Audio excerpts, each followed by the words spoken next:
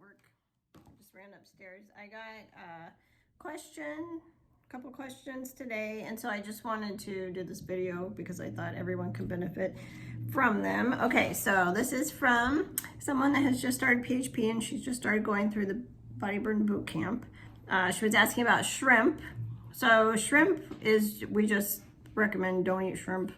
It's very toxic. So that's kind of off the menu all the way across. Once people are healthy, get past all of this, you know, now and again, fine, but don't eat it very often. But yeah, while you're going through the program, no shrimp. It's also a very common sensitivity food. So that's why, another reason why it's out. So toxic, common sensitivity. Eggs, no eggs for the first month for phase 1. And again, they're very common food sensitivity food, so that's why we pull them out.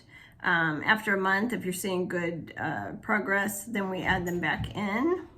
So remember, all of these questions I'm answering, keep them in mind for when you work with people, because you'll get the same questions.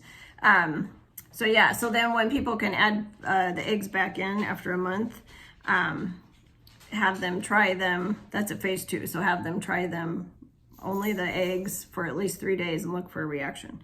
And then also at that point you want to talk to them about, you know, fresh, free range eggs. Obviously the person asking this question is awesome and has her own eggs, her own chickens, so, which is so cool. But yeah, just pull them out for about a month, okay?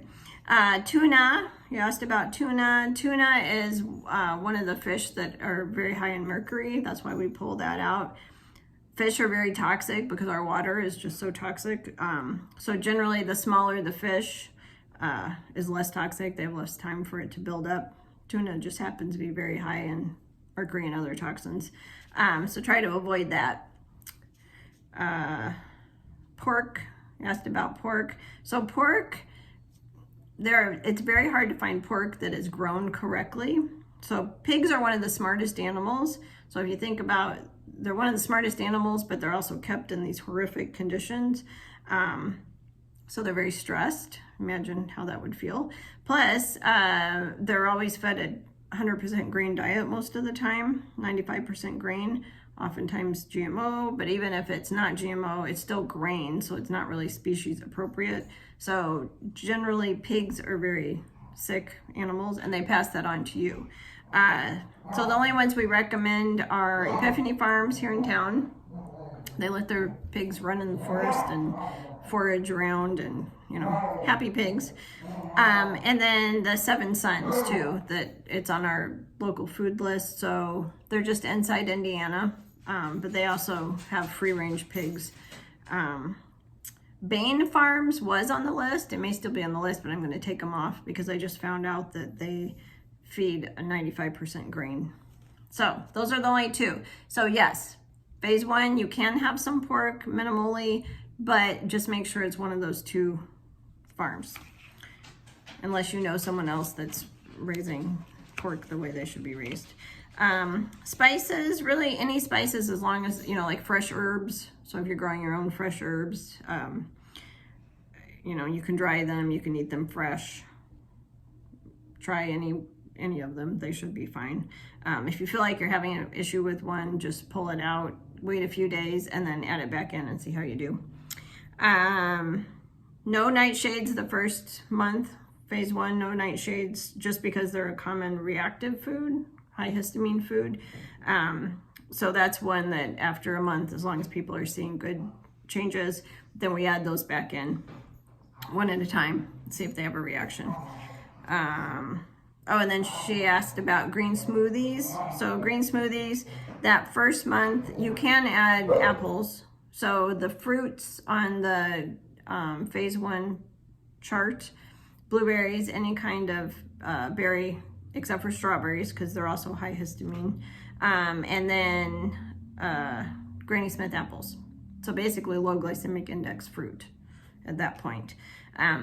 Because we're also dealing with infections. 100% of the people we work with have infections going on in the gut. And so sugar and anything that your body turns into sugar is what they like to eat. So that's why only the low glycemic index fruit. So yes, you can add like blueberries or Granny Smith apples to your green smoothies. What else?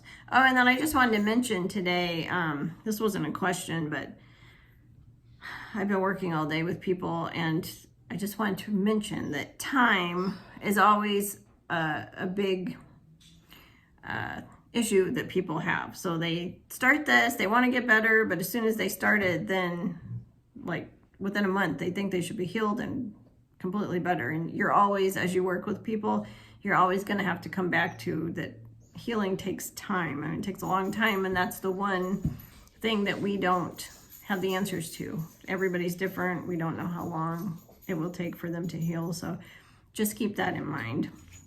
I've dealt with that a couple times today, so it was kind of on my mind. I think that was it. I think I answered all the questions.